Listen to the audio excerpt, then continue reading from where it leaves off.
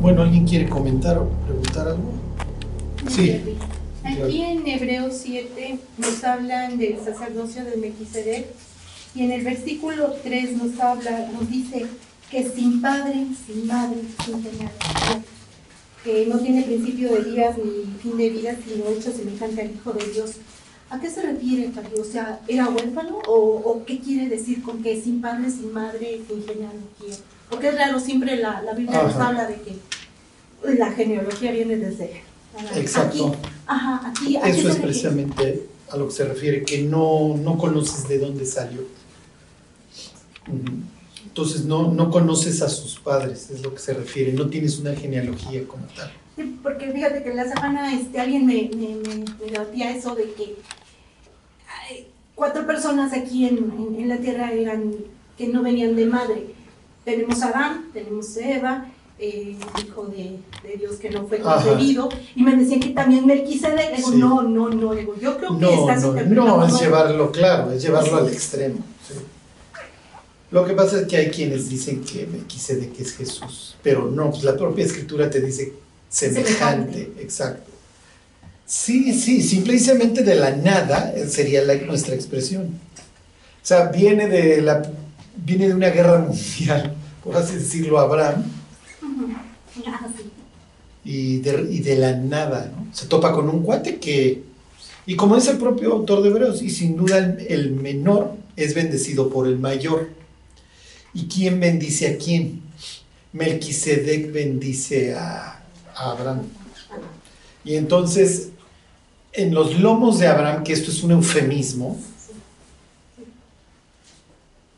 o sea, ya saben en qué parte del cuerpo de Abraham está Leví, porque eventualmente va a venir de su descendencia. Leví van a ser Isaac, van a ser Jacob, va a ser su bisnieto. Ajá. Entonces los levitas, que son los que reciben los diezmos, en un sentido le están pagando diezmo a Melquisedec, que es lo que dice el autor de Hebreos. Entonces dice, tienes el sacerdocio levítico, pero el propio sacerdocio levítico es inferior al sacerdocio de Melquisedec. ¿Por qué? Porque el sacerdocio levítico van a ser por Abraham, y a Abraham se le cuadra a Melquisedec. Y algo sabe Melquisedec, porque si ven la última cena y ven la Pascua, pues tienen el vino y tienen el pan, y es lo que él pone a la mesa, ¿no? Y es lo que él pone a la mesa, o sea, algo ahí entiende muchísimas cosas Melquisedec. ¿Qué se refiere? Es un gentil que apareció de repente y es sacerdote ¿de quién? Del Altísimo, del León, ¿se acuerdan? Y el León tiene que ver con las naciones. Estoy por encima de todos los dioses nacionales. O sea, yo soy más fuerte que Quemos, que Marduk, que Ra, que ustedes quieran. Nada que ver. Era huérfano, no, lo único, o sea, en palabras de ellos es que salió de la nada, eso. Por eso es sin padre, sin madre, sin genealogía, diríamos conocidos. Ajá.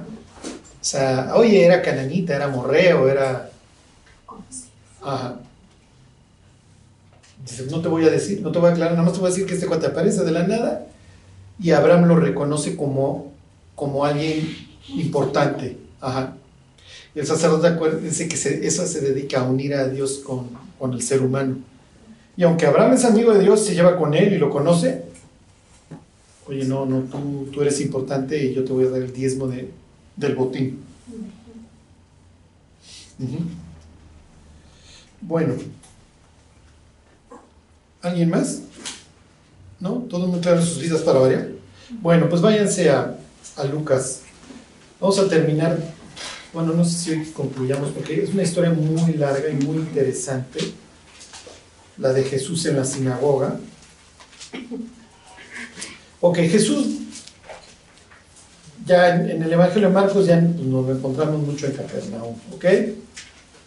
En Capernaum, que es a donde se trasladó, pues ahí vive, y parte de su ministerio, pues obviamente en el lago de Galilea, y la idea de crucemos al otro lado, o sea, voy también por el mundo gentil, y entonces llego a la Decápolis, Deca, 10 polis, 10 ciudades, ¿ok? Lo primero que me encuentro es un tipo en cueros, incontrolable, etcétera, etcétera. Eso ya lo vimos hasta el cansancio. Y me regreso, me encuentro con Jairo, la mujer con flujo de sangre, etcétera. ¿Ok? Lucas no pone el mismo orden, no se preocupen, o sea, cada evangelista va a hacer énfasis en lo que se le pegue la gana, ¿ok? Lucas va a hacer énfasis en este Mesías rey, y entonces él va a ir acomodando su historia como él cree que va a hacer mayor énfasis. Entonces no se preocupen, ¿por qué la suegra de Pedro sana en Marcos antes y luego tienen la escena en Nazaret? No importa, ¿sí? Acuérdense que finalmente los evangelistas están escribiendo biografías que ellos consideran importantes para un público, ¿ok? En el caso de Lucas, ¿quién es el público? Un tipo interesado, que se llama Teófilo, ¿ok? Teos, Dios, filos, amor, es alguien que le interesa a Dios. Y entonces le escribe este evangelio y el tomo 2, que sería el libro de Hechos. Bueno, entonces, ahí está 4:16. Vino a Nazaret. Nazaret tiene relación con Isaías 11:1, porque van a ser el Netzer, ¿ok? El renuevo. Hay dos palabras, Tzemach y Netzer, ¿ok? Brote, retoño, lo que ustedes quieran. Y entonces, pues de Nazaret pues, tiene que venir el Mesías. Así lo afirman, y vimos el versículo de Mateo, ¿se acuerdan? Que el Mesías tenía que ser o iba a ser llamado Nazareno. Entonces eso es lo dan por sentado, ¿sí se entiende? No sé qué ejemplo darles, el que diéramos por sentado que alguien, bueno, no sé, a ver, piénsenlo. La inversión con Calderón a dónde se iba a ir a Michoacán, ¿no? Lo damos por sentado. La inversión con López Obrador la damos por sentado que se va a ir a Tabasco, ¿ok? Estas personas dan por sentado que su presidente, su Mesías, el que va a venir a arreglar todos los problemas, es de acá, es norteño y es nazareno, y es de esta ciudad concretamente. ¿Sí se entiende? Entonces, cuando Mateo dice, tenía que ser llamado nazareno, que está implicando que la gente así lo ve. ¿Sí se entiende? Ok, entonces cuando dice que vino a Nazaret, Lucas está dando un dato importante, lo mismo que los otros evangelistas cuando cuentan esta historia. ¿Ok? Que vino a un sitio donde se espera que venga el Mesías. La gente sabe que de aquí va algo, el Mesías tiene que ver. ¿Y quién es el Mesías? El Mesías es el que me arregla la vida. ¿Ok? El que mata a los gentiles o los pone quietos. Y va a traer una conversión mundial al grado que los gentiles van a venir encorvados y nos van a servir. ¿Sí se entiende? Ok. ¿Se acuerdan que Nazaret es una ciudad en el norte que va a recibir muchas personas que vienen regresando del exilio? Y si tú vienes regresando del exilio, es natural que tú tengas un sentimiento nacionalista. ¿Ok? Acá en el norte hay muchos celotes. ¿Ok? El celote odia obviamente la ocupación, antes griega, ahora romana. Y entonces el celote anda ahí en los caminos viendo a ver a qué soldado mata. Sí, pero resulta que si matas a un soldado romano es muy probable que lleguen a alguna de las aldeas y maten a 4 o 5 personas o las crucifiquen, ¿sí se entiende? Y si pasa un saduceo vendido, como la ley prohíbe a una persona con un defecto físico oficiar, pues te corto una oreja, te corto un dedo. Esto es lo que hacían los celotes. Los celotes creen que el reino de Dios se tiene que imponer por la espada. ¿Esto está bien o está mal? ¿A ojos de Dios? ¿Mande? A ojos de Dios, pues está mal. Piensen en este Finés. ¿Se acuerdan de Finés? Finés es un tipo que literalmente atraviesa a un judío que se estaba acostando con una madianita. ¿Se acuerdan? Una extranjera. Y Dios les prohíbe los matrimonios mixtos porque literalmente dice, te van a invitar a los sacrificios de sus dioses, y sus sacrificios son pornográficos. ¿Por qué? Porque son cultos de la fertilidad. Entonces yo no quiero que tú participes en eso porque tú confías en mí, yo no te voy a exigir eso, yo tengo otras normas. Y entonces Fineas va y los alancea y Dios le reconoce a Fineas este acto. ¿Ok? Y literalmente dice un salmo que le fue contado por justicia. Esta expresión de que le fue contado por justicia es la misma que se le achaca a Abraham cuando le cree a Dios. Y creyó Dios a Abraham, esto es capítulo 15 del Génesis, y le fue contado por justicia. La misma expresión se usa para Fineas. Uno por alzar los ojos al cielo y creerle a Dios, el otro por matar. Por matar. Los israelitas al entrar a la tierra prometida, ¿hicieron bien o hicieron mal? ¿Cómo extendieron el reino de Dios? Y miren, nos queda claro que mataban clanes de estos híbridos, etcétera, ¿no? Y entonces estas expresiones de que no dejaban nada que respirara por la nariz, que es una referencia al diluvio, y el diluvio tiene por objeto echarse también a estos seres extraños, ¿no? Está bien. Si algún día les dicen, oye, la Biblia es un libro racista, ¿por qué? No, porque ve el libro de Josué. O sea, es un exterminio, es exterminio étnico. Y ahí le tiene que aclarar, mira, te lo voy a dejar muy claro. ¿Me puedes creer o no? Pero en el contexto de esta historia están matando, están arrasando aldeas que tienen seres híbridos, que tienen sangre angelical. Ya me puedes ver con ojos, pero no puedes tildar a la Biblia de racista. ¿Me puedes ver con cara de loco? Está bien, pero eso es lo que la historia aclara. ¿Ok? Oye, sí, pero David derramó mucha sangre. Sí, pero no es la idea de David andar derramando sangre. Lo que pasa es que si tú lees las historias en Samuel, se le dejan venir todos. Filisteos, amonitas, moabitas, arameos, de todos lados se le dejan venir, edomitas. Y sí es cierto que los pone quietos, pero David no quiere irse a extender más allá de sus fronteras. Pero, pues David, Fineas, ¿ok? Hicieron la guerra. Entonces, como celote, en la mente de los celotes están las batallas contra los griegos, estas batallas de los macabeos. Macabeo quiere decir martillo. Y entonces ellos traen una liberación nacional, hacen sus guerras civiles, contra viento y marea, van ganando, retoman el templo, que por cierto tenía una estatua de Zeus y donde don Antíoco se regodeaba matando marranos para burlarse y desecrar el templo, y llegan estos macabeos y a punta de espada largan a los griegos, tienen ahí sus liberaciones y liberan el norte. Entonces, si tú eres un tipo que creciste en el norte y te tocó la liberación macabea, pues tú te golpeas el pecho y dices, desgraciados griegos, que además los torturaban horrible, ¿eh? Los desollaban, los pelaban, los mutilaban, eran los desgraciados los griegos. Y en los libros de Macabeos ustedes tienen muchas historias de héroes que no se rajaron y que prefirieron morir. Esto está tan grabado en la nación que el autor de Hebreos dice que algunos prefirieron morir antes que aceptar el rescate, porque les decían, si reniegas, ya te dejo de molestar. Entonces el autor de Hebreos los tiene en cuenta a los macabeos. Lo que quiero que sepan es que a veces le llaman la época del silencio entre Malaquías y Mateo, y no es cierto. O sea, el pueblo de Israel ahí siguió desarrollándose su historia, que te vas a encontrar reflejada en los evangelios. Lo que quiero que vean es que en el norte tienes un sentimiento de nacionalismo bárbaro. Lo mismo que en el sur.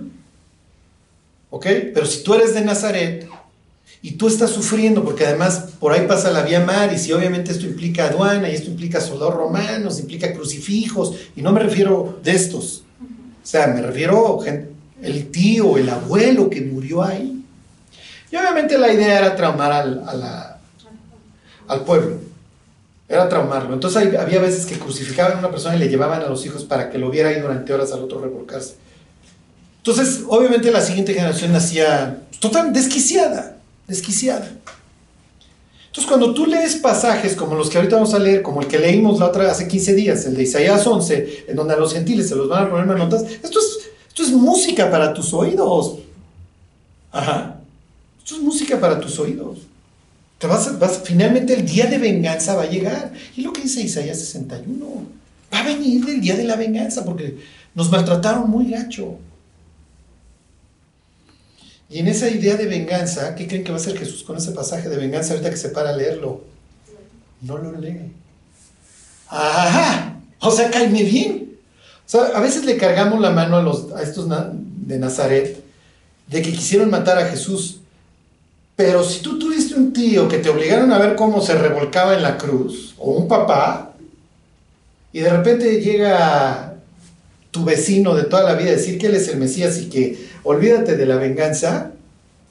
¿Sí me explico? O sea, a veces como que prejuzgamos a estos personajes y no los vemos en todo su contexto. Abro el comercial. Hace 15 días les hablaba yo de hacer comunidad, porque estos pues, iban a la misma sinagoga toda su vida, ¿no? ¿Cómo tratamos a las personas cuando están sufriendo? Ya, bájale. ¿Están de acuerdo? Yo tuve también broncas y a mí no me afectó tanto, pero no vemos a la persona en todo su contexto. Y entonces somos rápidos para juzgar. Les cuento una anécdota. En Vietnam, pobre señor que se dedicaba a cultivar arroz un día.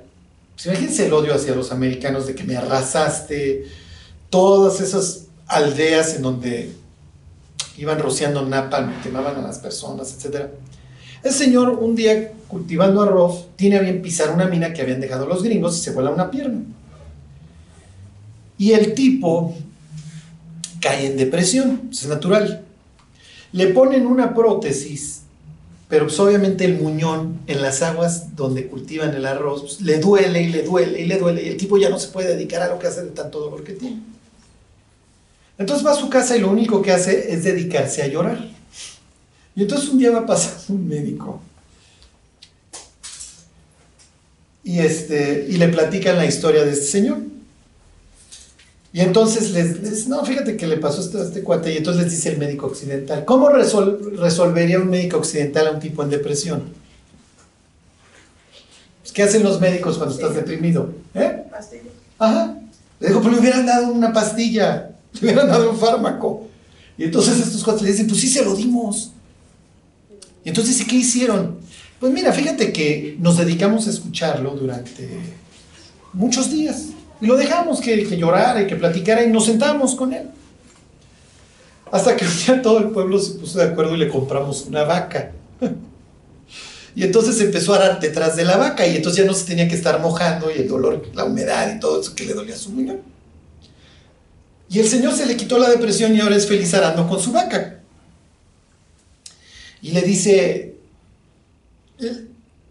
es lo mismo que usted le hubiera recetado. A ver, ¿cómo dijo usted? No, pues, un antidepresivo. Ah, sí es cierto, nuestro antidepresivo es la vaca. Y se le quedaron viendo. Y luego este cuate se quedó pensando, no, yo les iba a decir que eran una pastilla. Pero ellos dijeron, no, sí le dimos un antidepresivo, le compramos una vaca. O sea, para que ustedes vean cómo la fuerza que puede tener una comunidad que te ve en tu contexto. Y en vez de llegar, ay, ya párate, deja de amarla de jamón, aquí está este antidepresivo y vete a chambear. No, a ver, cuéntame. No, estoy bien depre y no puedo sembrar el arroz y me duele con la humedad. Sí, te entendemos. Oigan, pues ¿cómo ven si le compramos su vaca al cuate? Y su vaca fue su antidepresivo. ¿Por qué? Porque te veo en todo tu contexto. Ajá. No es ya, ándale, ya. O sea, veo todo lo que estás sufriendo. Y a veces, miren, los cristianos somos unas bombas. Sí, pero tienes a Cristo. Pues sí, tengo a Cristo, pero ¿me quieres escuchar, por favor? Ay, no. Yo he visto gente salir peor que tú. Sí, pero mi dolor es el mío, es lo que dice la Biblia, ¿no? Solo el corazón de uno conoce su propio dolor. Y a ese cuate le dolerán sus problemas, pero a mí me duelen los míos. Y don Pablo, es un tipo que vive y nace en una comunidad y se dedica a formarlas, que es lo que dice, chillen con los que chillan y gócense con los que se gozan, porque solemos hacer exactamente lo contrario. Sí, pero ya se te va a bajar porque al rato la vida te va a traer problemas, déjalo que disfrute, le fue bien, ¿no? Aguas, porque el orgullo precede la caída. O sea, no te puedes gozar que a esta persona le está yendo bien, o al revés. El tipo está sufriendo, ándale, yo he salido de peores, ¿y qué te crees? Bueno, ok, entonces vamos al pueblo chico, infierno grande. Yo creo que cualquiera de estas personas dirían, miren, sí es cierto que aquí todos sabemos los secretos de todos y es un infierno grande, pero su soledad yo no se las compro, mis cuates, o sea, su soledad está peor que el infierno. Sí les dije que hasta hace 100 años la gente no entendía la soledad como la entendemos. estaba yo escuchando a un conferencista que decía que, no me acuerdo, era en Estados Unidos y ya tiene tiempo, era 2015 la encuesta. El 47% de los encuestados decía que no tenía una persona cercana con quien hablar sus problemas. Olvídense, yo me acuerdo porque yo siempre lo citaba así en mis predicaciones hace 20 años, ahora de ser mucho peor. Pero yo me acuerdo que yo me infartaba de que ya hay otros censos obviamente, pero el censo de que yo hablaba en Estados Unidos, ya el hogar número uno, el tipo de hogar era el unipersonal. O sea, llega el del censo, ding dong, ¿con quién vives? Solo. Ding dong, ¿con quién vives? Solo. Entonces no me acuerdo, habrá sido el 20 o 30% o 40% de los diversos tipos de hogar que podía haber, era el unipersonal. La soledad literalmente está matando al ser humano. Literalmente, porque obviamente es más proclive a la depresión, a la enfermedad. Los telómeros, miren, no soy experto, pero es unos hilos de nuestros genes, o no sé en qué consiste, pero según su longitud vas a vivir mucho o poco, se te acortan con la soledad. La soledad nos mata, literalmente. Todos conocemos al chicarcas, ¿no? El tipo que a donde llega todo el mundo lo saluda, no puede estar solo, todo el día si no está chateando, está hablando por teléfono, llegas a su casa y hay gentes y... Bueno, ok, entonces vino a Nazaret, ya, ahí va un mitote. Donde se había criado, que está implicando que todos lo conocen, y el pueblo chico, infierno grande. Entonces, si tú llegas con unas cananas,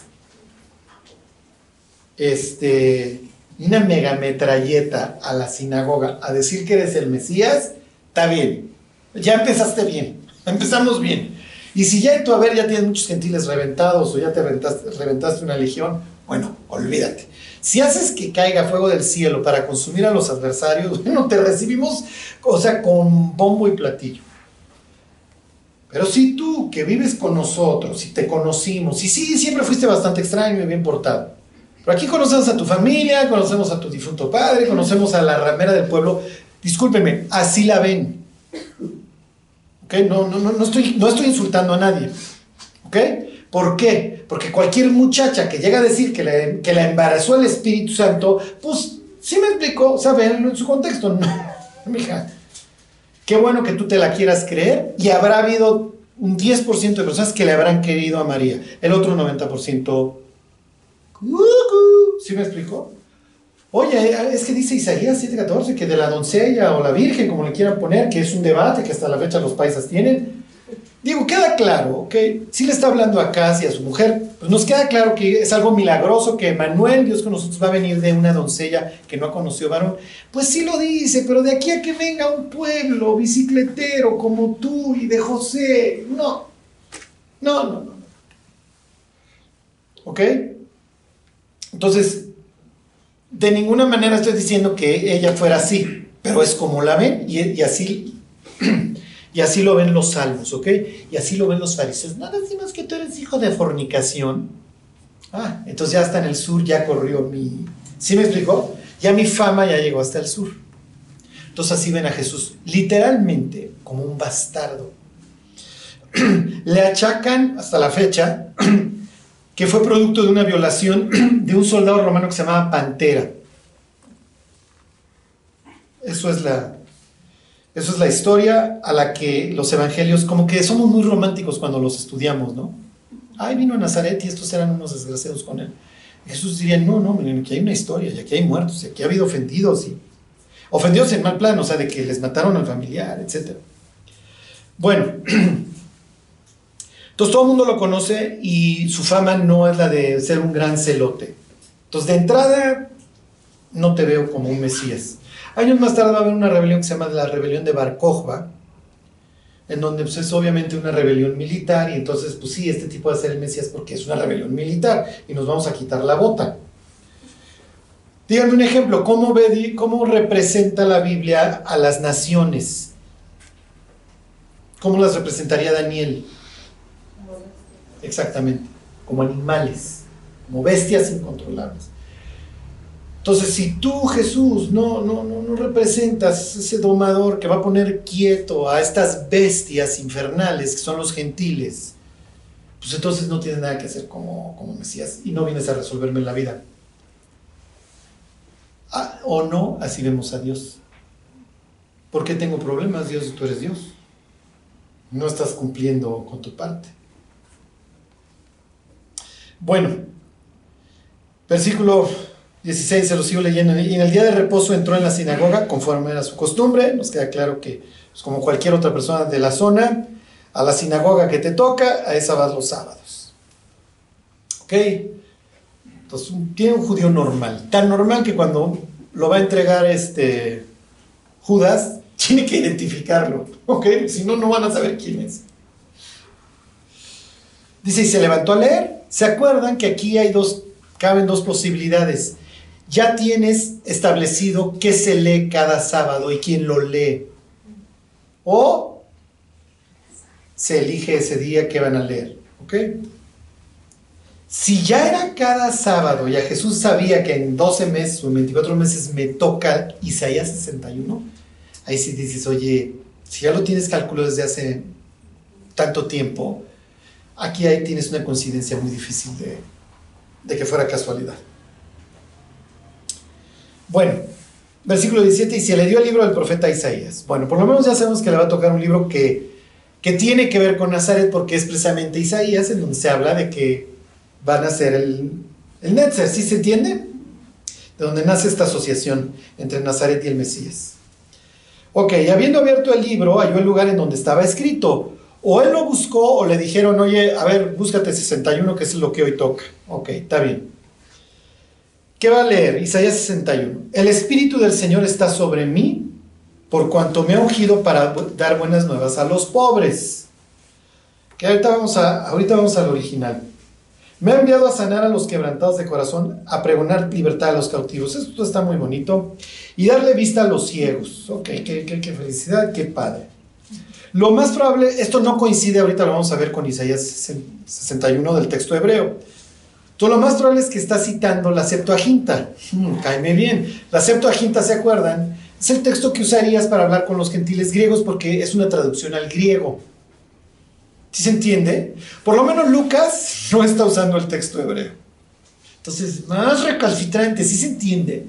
Porque esta es nuestra sinagoga, es Nazaret, y de aquí viene el Mesías, y aquí nada más leemos el texto hebreo. ¿Ok? ¿Habrá leído el texto hebreo o Lucas va a agarrar el suyo por sus pistolas y va a decir, pues yo les cito, muchos autores bíblicos hebreos citan la Septuaginta?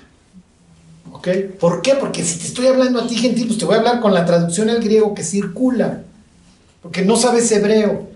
Entonces no te puedo leer ¿sí se entiende? Es como si aquí leyéramos la Biblia en otro idioma. Pues no. O sea, agarramos la Reina Valera, agarramos esta traducción. Bueno, aquí hasta los ciegos está muy bonito, ¿no? A poner en libertad a los oprimidos, qué padre. Aquí vendría a hablar del día de venganza del Dios nuestro y luego ya de la remisión del año agradable del Señor. Año agradable del Señor suena así como el jubileo, que suenan las trompetas. Hay quienes especulan que esto fue así en Rosh Hashanah, que sonaban las trompetas y entonces viene la liberación de las deudas, o que ese año iba a haber liberación de deudas, que es un séptimo año o un año 50. ¿Sí se entiende? Y entonces todo el mundo regresa ¿a dónde?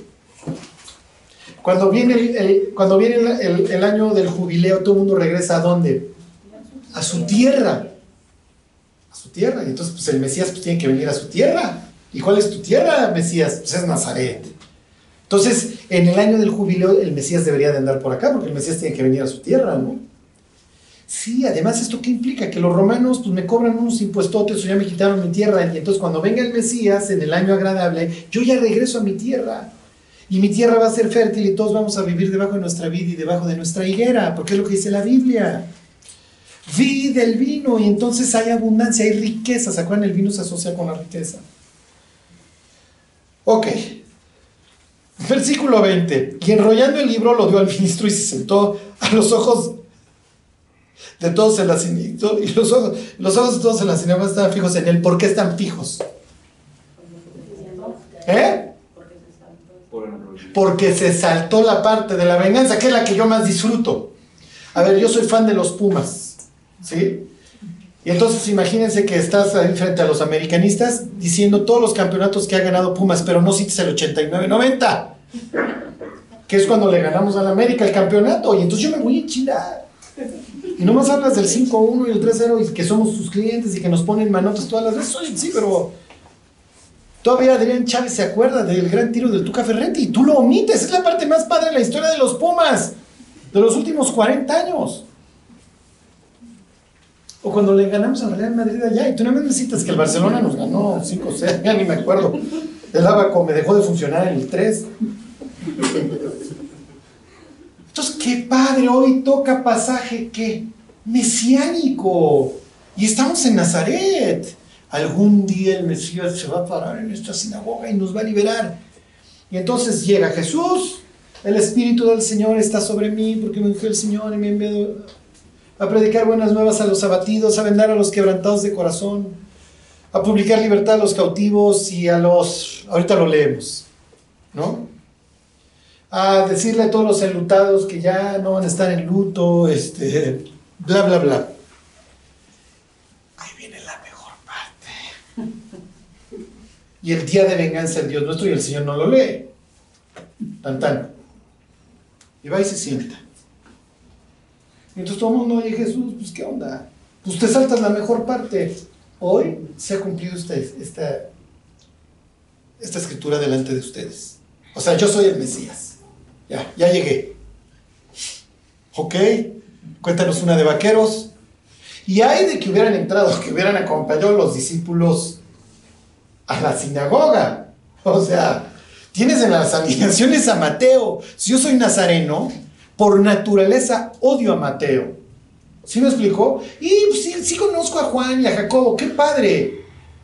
Pero a ver, Pedro, pero ya está grande, ¿qué va a ser discípulo? Este tipo ya se le pasó, ya es demasiado adulto. Este cuate jamás, el que nació para maceta, no sale del corredor. Ve tus discípulos, ¿de dónde sacas? Estás loco. Y así lo van a ver. A ver, les sigo leyendo. Versículo 21. Y comenzó a decirles: hoy se ha cumplido esta escritura delante de vosotros. En algo sí van a quedar claros, es lo que aclara Lucas en el 22. Y todos daban buen testimonio de él y estaban maravillados de las palabras de gracia que salían de su boca y decían: ok, sí te reconozco, Jesús, que no tienes tacha y que tú siempre fuiste un buen cuate. Y tú fuiste mi vecino y el día que me pasó esto tú me ayudaste. Y lo que ustedes gusten y manden, el tipo es ejemplar, nunca ha cometido una falta. Sí, pero conozco a tu familia y tú no eres de familia real. En el sentido de ni eres rico, o cuando nació cuando naciste tuvieron que ir a ofrecer palominos, no había pan más.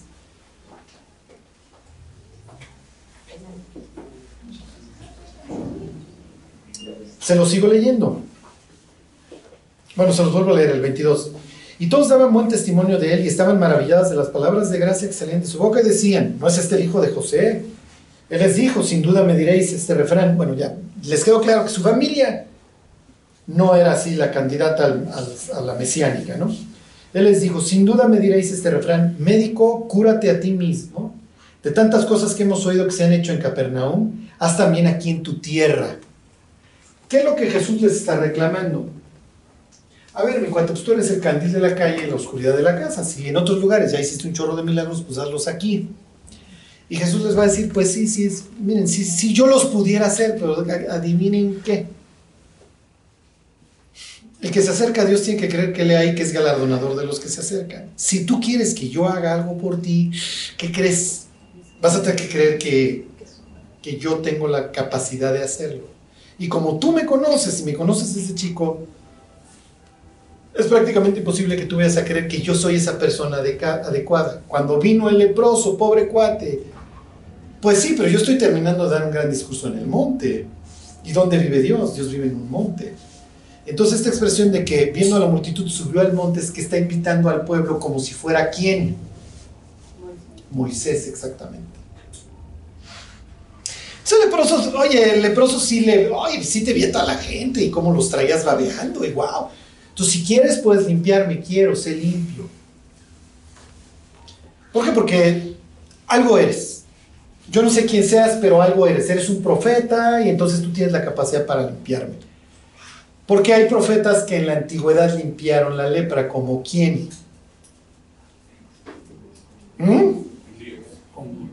¿Eh? Eliseo, el que ahorita va a venir a colación. ¿Ok? Y entonces, versículo 24, ya añadió: de cierto os digo que ningún profeta es acepto en su propia tierra. Tiene razón, tiene razón. Cuando al cristiano lo odian en su familia, puedes tener la certeza de que se convirtió. ¿Ok? Porque ya en su casa lo lucí. ¿Ok? Bueno. Ok, váyanse a Isaías 61. Quiero que vean todas esas curvas que van dando los autores. Le pudiéramos decir a Lucas: a ver, Lucas, no creo que hayan leído la Septuaginta ese día allá en Nazaret. Y Lucas diría: no, pues yo sí la quise citar, a mí me vale. Una cosa sí nos queda claro a todos, que omitió la parte de la venganza. Yo quise citar la Biblia en griego. ¿Por qué? Porque estoy haciendo énfasis. Los libros de Lucas tienen que ver con los gentiles, y este es un claro ejemplo. ¿Ok? Digo, piensen en el libro de Hechos. Los gentiles oirán, así acaba la historia. Ok, 61.1, pero vamos a leer el original. Esto es lo que Jesús se paró a leer. O quién sabe, o igual si le pasaron la Septuaginta, porque ese día había muchos temerosos de Dios. Y a ver, vamos a leerles a estos tipos en su idioma.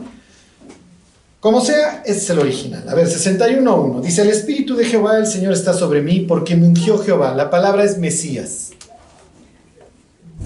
Entonces, este es un pasaje mesiánico, al igual que Isaías 11. Y tiene partes muy similares, ahorita las van a ver. Me ha enviado a predicar buenas nuevas a los abatidos. Si mal no recuerdo, la palabra es aná, que quiere decir suplicar, a los suplicantes.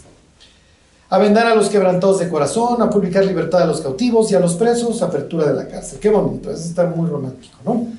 A proclamar el año de la buena voluntad de Jehová y el día de venganza del Dios nuestro. ¿Por qué? Porque van de la mano. Hey, a ver, ¿cómo vemos nosotros el día de que Cristo regresa? Igual que ellos. Cristo viene a salvar a los que están, a todos los creyentes que están sobreviviendo la tribulación, y a matar a todos los que son incrédulos. Lo vemos igual. Es lo que dice 2 de Tesalonicenses. Se aparece Dios y con el espíritu de su boca mata a todos los impíos.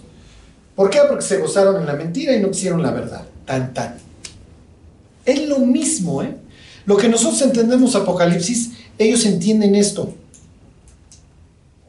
Entonces, qué mal. ¿A poco vas a llegar, Cristo, se abre el cielo? Piensa en Apocalipsis 19, y baja ahí el Mesías y sale de su boca una espada aguda de 2 filos. Y ni modo que llegues y, bueno, ya pórtense bien, muchachos, guarden las chelas. A ver, bestia, relájate, bájale 2 rayas. ¿Cuál es la necesidad? ¿Así vemos el Apocalipsis? No, en el Apocalipsis se abre el cielo y todos los incrédulos se mueren. Zacarías dice que se les disuelve la lengua dentro del paladar y los ojos. Bueno. Entonces, a ver, Jesús, te saltaste lo más padre. Y el día de venganza del Dios nuestro, se lo sigo leyendo, a consolar a todos los enlutados. Piensen en los nazarenos. Ahí estoy yo, nazareno. Yo he sufrido mucho luto por todos los que me han matado. Piensen en señoras que le mataron a sus hijos. A ordenar que a los afligidos de Sión se les dé gloria en lugar de ceniza, óleo de gozo en lugar de luto, manto de alegría en lugar de espíritu angustiado, y serán llamados, ¿qué? Árboles de justicia. ¡Wow! Es una metáfora increíble. Acuérdense que la Biblia constantemente compara a las personas con árboles. Nabucodonosor. ¿Ok? Este hijo de Gedeón hace sus comparaciones con árboles. La persona que se deleita en la ley del Señor de día y de noche. Entonces vamos a ser el bosque del cual Dios va a estar orgullosísimo, y serán llamados árboles de justicia. ¿Planteó del Señor para qué? Para gloria suya. O sea, Dios va a estar feliz en su jardín y nosotros vamos a ser como cedros. Si han leído los libros de Ezequiel, etcétera, ese tipo que se cree cedro, bla bla bla, va a caer. Piensen cuando el rey del sur se le pone quién es Joás al rey del norte, y entonces le dice, ay, bájale, mi cuate. El arbusto vino a pedir a la hija del cedro, bájale 2 rayas, eres un matorral. Entonces esta idea de compararte con un árbol, en este caso es, wow, vamos a hacer el jardín de Dios, y Dios va a estar orgullosísimo de su jardín, y vamos a hacer los super árboles. Ok, el versículo precioso: reedificarán las ruinas antiguas, y levantarán los asolamientos primeros, y restaurarán las ciudades arruinadas, los escombros de muchas generaciones. Este es un libro dirigido a quienes, Isaías 40 en adelante, ¿a quiénes? A los exiliados. Y como los exiliados regresan y se encuentran en su patria, echan pedazos, esto me anima porque va a venir el Mesías y vamos a reconstruirlo todo. Ok, versículo 8: y extranjeros apacentarán vuestras ovejas, y los extraños serán labradores y vuestros viñadores. Entonces, ¿de qué la van a rifar los gentiles? ¿De qué la rifan? Díganmelo, díganme una palabra, si quieren, dura. De siervos, de criados. A ver, tú, Ticio, Mevio, ven tantito. ¿Sí? ¿Cómo se llama el cuate el centurión de Hechos 10, que se convierte con Pedro, Cornelio, mis ovejas, mira, flacas, ñangas por tu culpa, sáquese, ándele, a chambear, pásenme unas uvitas. Sí, esto es lo que yo creo. Si yo nací en Nazaret, esto es lo que yo creo. Y es más, cualquier judío que ya le mataron, esto es lo que nosotros creemos. Por una simple y sencilla razón. Por la misma razón que nosotros creemos lo que creemos, porque lo dice la Biblia. Tan. ¿Sí les gusta ser gentiles cuando leen estos pasajes? ¿Sí están esperando el milenio cuando llegue David o Salomón? Bueno, nosotros todavía les hacemos el favor por reyes, ¿no? Pero que llegue cualquiera ahí, Simón, ándale. Jonathan, estás tardando. Tú nada más el nombre, pero apúrale, que eres más mexicano que el mole, así que échale ganitas, Y ustedes, no, los gentiles, esos que se pongan a chambear. Versículo 6: y vosotros seréis llamados sacerdotes de Jehová. No nos vamos a dedicar a estudiar la ley, la Torah, los caminos de Dios. Vamos a profundizar en los proverbios mientras estos desgraciados gentiles, Cornelio, apúrate, chambean, que chambeen y échenle ganas,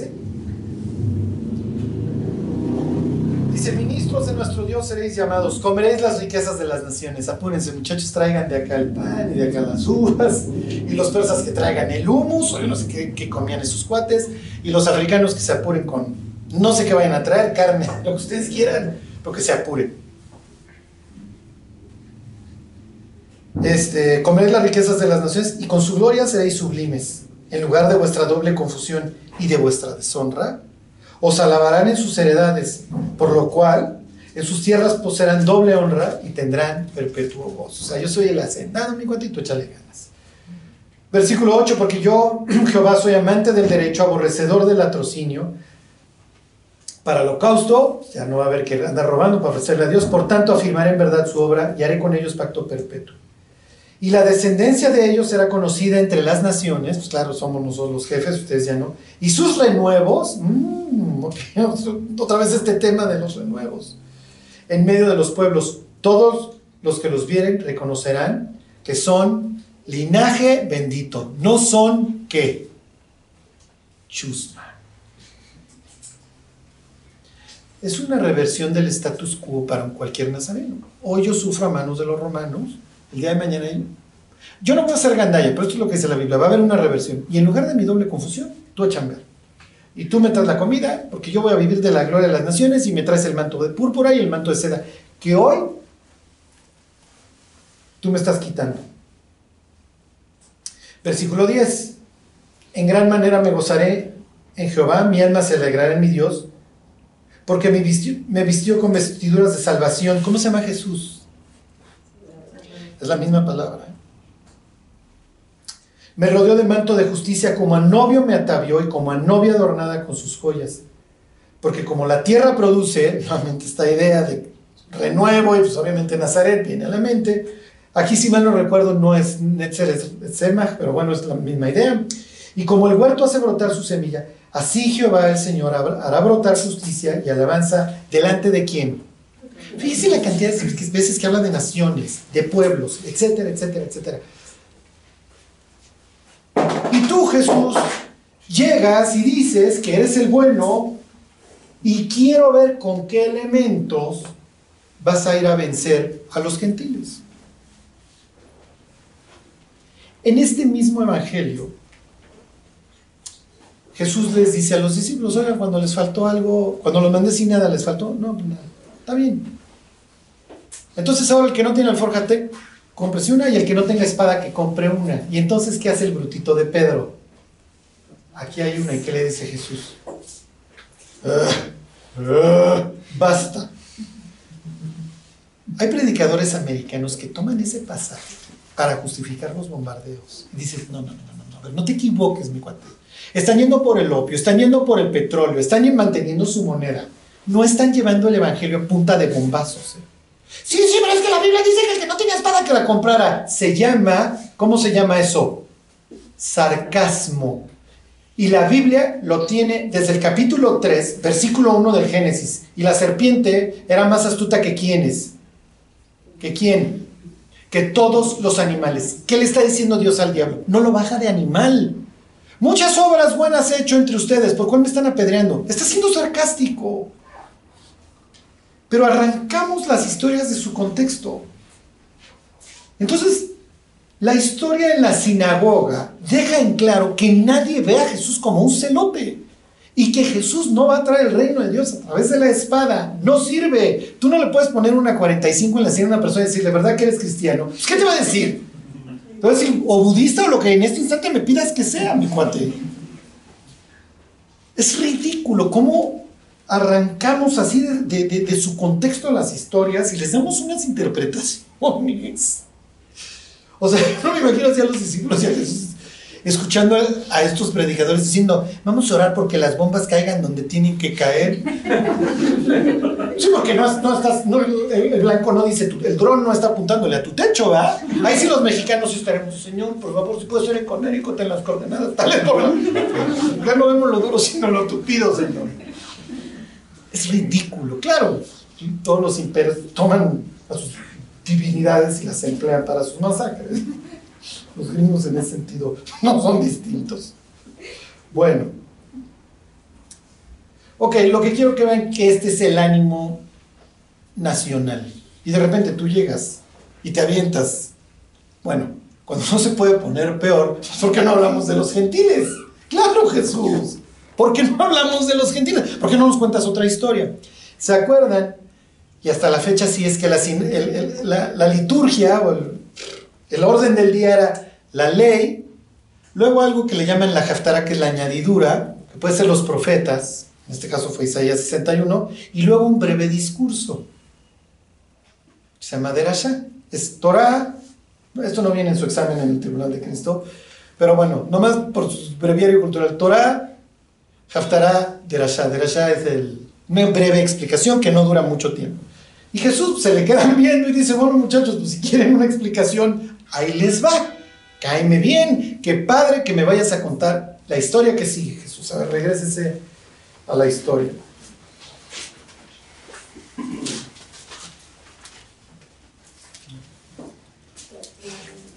Miren, nunca vamos, digo, nadie vamos a cuestionar a Jesús. ¿Están de acuerdo? Hay veces, miren, de las preguntas que yo me voy a llevar a la tumba es, ¿se acuerdan que Pablo le dice al sumo sacerdote pared blanqueada que lo insulta? Le voy a preguntar, Pablo, ¿o no lo conocías? ¿Y qué me va a decir Pablo? ¿Tú qué crees, mi Charlie? ¿Qué es el sumo sacerdote? Soy fariseo. ¿Tú crees que no? ¿Quién es tu presidente? Porque ya ven que dice, no sabía, hermanos, que era el sumo sacerdote. Y aclara Lucas, porque la ley está escrito, no maldecirás a un príncipe de tu pueblo. Yo así le voy a ir a preguntar, oye Pablo, aquí entre nos, ¿sí sabías que era o no? Igual me dice, ¿qué te pasa, impío, gentil, putrefacto? Por supuesto que no sabía. Lo voy a hacer ya que me haya bajado el tribunal de Cristo para no llegar con más taches, ¿no? Ok, se los vuelvo a leer 4:24. Y añadió, de cierto os digo que no hay ningún profeta es acepto en su propia tierra. Y en verdad os digo, claro, pues cuéntanos una historia bíblica. Y en verdad os digo que muchas viudas había en Israel en los días de Elías, cuando el cielo fue cerrado por 3 años y 6 meses. No es una buena época en Israel, es una época bastante podrida. Y hubo una gran hambre en toda la tierra, pero a ninguno de ellas, fue enviado Elías, sino una mujer viuda en Sarepta de Sidón. Y ustedes ya saben que Sidón apesta a azufre. Y si hay un libro que aman los de Nazaret, es Isaías. Y si hay un libro que habla pestes de Tiro y de Sidón, es el libro de Isaías. Es más, se compara al diablo con el rey de Sidón. O sea, cuando no se puede poner peor. ¿Qué están pensando los discípulos? Los van a matar. Es un pueblo de celotes. Y tú encantado echando... O sea, cuando no se puede poner peor, hey, ¿por qué no citas esta historia, Jesús? ¡Claro! Cita la fe de una gentil, y si es cierto, ahora caigo en cuenta de que seguramente había muchas gentiles en Israel. Sí, pero Israel está viviendo tal decadencia espiritual bajo el reinado de Acab y de doña Jezabel, que no hay una que vaya a tener la suficiente fe para ser probada. ¿Se acuerdan que llega Elías en esta historia? ¿Y qué es lo que hace? Lo primero que hace con la viuda, la prueba. ¿Tienes algo de comer? Pues sí, mira, tengo algo de pan y lo vamos a sacar de comer y nos íbamos a dejar morir yo y mi hijo. Dame a mí primero. Entonces la prueba. Y la otra dice, ahí está. ¿Qué está demostrando la viuda?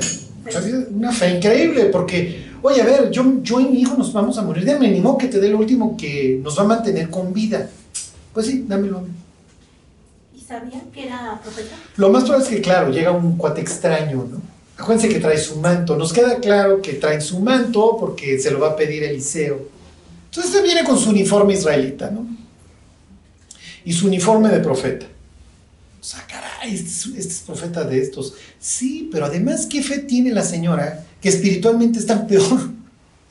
Están peor los israelitas que los sidonios. La reina venía de esta zona, ¿se acuerdan? Del noroeste. Doña Jezabel, que hace lo que se le pega la gana con acá. Y en esta historia muestra la fe de una mujer que no tiene nada que perder y que además en la escala social es la última. A ver, si hay una hambruna y ya te estoy alimentando carne con cuervos, pues te mando a un lugar acomodado, no te mando con una viuda es el último lugar a donde te voy a mandar. Y mucho menos gentil, sí, pero es justo allá donde te mando. ¿Para qué? ¿Qué mensaje te estoy dando, Israel? Si me explico, Dios está quitando el guante y le está dando con todo a su pueblo. Dios se especializa en eso, por eso es que manda un escuincle a matar a Goliat. ¿Sí? O le dice a Josué que, a ver muchachos, tiren las catapultas. No, dice que las tiren, que agarren sus trompetas. Tararara. O sea, ¿de qué se trata? Pues sí, ¿qué quieren? Dios se la vive haciendo cosas ridículas para que confiemos en Él.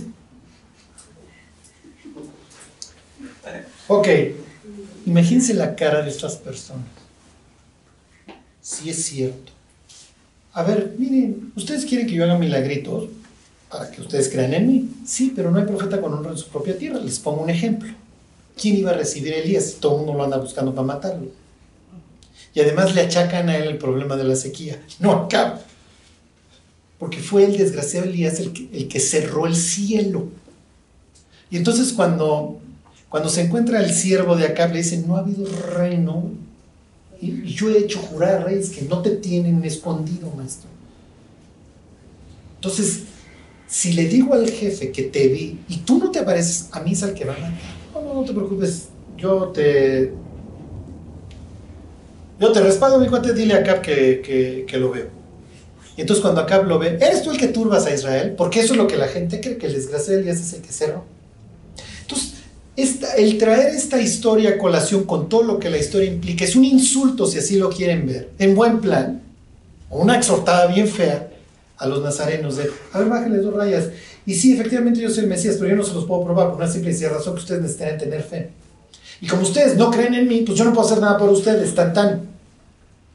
Y además, muchachos, no hay profeta sin honra en su propia tierra. A ver, danos un ejemplo. Pues ahí está Elías, todo el mundo lo quiere matar en Israel, pero la única que lo va a recibir es una viuda. Y además la viuda va a tener fe, una fe que ustedes no tienen. Sí, ¿por qué? Porque hay varias formas de traer el reino de los cielos, o por fe, o a través de la espada, como lo harían los celotes. Sí, pero si en mi historial yo tengo a Josué, yo tengo a David, yo tengo a Finés, que le fue contado por justicia el matar a una gentil, tengo a los macabeos en mi historia inmediata que nos liberaron y purificaron el templo y sacaron a la estatua de Zeus y la sangre de los puercos y lo que ustedes quieran. Entonces métanse en sus cráneos. Para ellos sí, efectivamente el reino de los cielos se trae a través de la espada. Y tenemos que luchar. ¿Por qué? ¿Qué vamos a hacer? ¿Nada más esperar? Y de repente, vamos a esperar al Mesías. Sí, y de repente llega ese señor dándose sus aires de Mesías. Es ridículo. Ok, les leo el siguiente ejemplo. Versículo 27. Y muchos leprosos había en Israel en el tiempo del profeta Eliseo, pero ninguno de ellos fue limpiado sino Naamán el sirio. Ya, acaban de caer bien. Pues sí, entonces la super Sidonia, esa sí tiene fe y esa sí la amamos, ¿no? Sí, pero Isaías 61 habla de que los gentiles van a ser los criados, y los gentiles nos van a traer de comer, y nos van a traer sus riquezas, y nos van a dar todo, y nosotros vamos a ser el linaje de bendito. Y de repente me sales con el linaje bendito, la viuda, el leproso gentil. Estás loco. ¿Se acuerdan que a Naamán también lo prueban? ¿Por qué? Porque le dicen, oye, si vas allá no tiene fe, pero igual tú sí tienes la suficiente fe y desesperación como para ser limpiado. No, la neta yo sí. Y va. Entonces llega el secretario de la defensa del pueblo que te trae finto, de los arameos, se para fuera de la puerta y sí se acuerdan, no sale, Eliseo no sale. Y esto es un insulto. ¿Cómo este profeta aquí, patarrajada, cuando llego yo cargado de regalos, porque aparte los trae, y son un tipo importante, que además te puedo en este instante matar, te vengo a pedir un favor, ya me sobajé a venir, mi cuate, y no tienes la delicadeza de salirme a saludar en una cultura de hospitalidad y honor? Sí, pero ¿qué está haciendo? Es lo mismo que hace Elías con la viuda.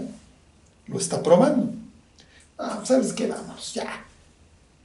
Y cuando se va regresando, pues ya lo que te mandó decir. Sí, no, pero este tipo ni me salió a recibir. Haz lo que te mandó decir. Órale. Bueno, pues ahora ya lo hacemos. Cuando regresa ya lo recibe Eliseo. ¿Se acuerdan? Ya, tu Dios es el bueno. La semana pasada vimos esto de la cosmovisión bíblica, y entonces ¿qué hace Naamán? De repente, no sé si lo hubiéramos visto así con su pala, llenando costales de tierra, le hubiéramos dicho, ¿qué estás haciendo? Tu Dios es el bueno, y esta es la tierra de tu Dios. Y cuando yo esté allá, yo no lo puedo adorar porque estoy fuera de su territorio, porque los dioses son, ¿qué? Territoriales. Eso es lo que yo les decía la semana pasada, la palabra Shedu, que se traduce demonio en Deuteronomio y en el Salmo 106. Entonces los dioses son territoriales, así lo ven. Ese es un mundo real, en aquel entonces real.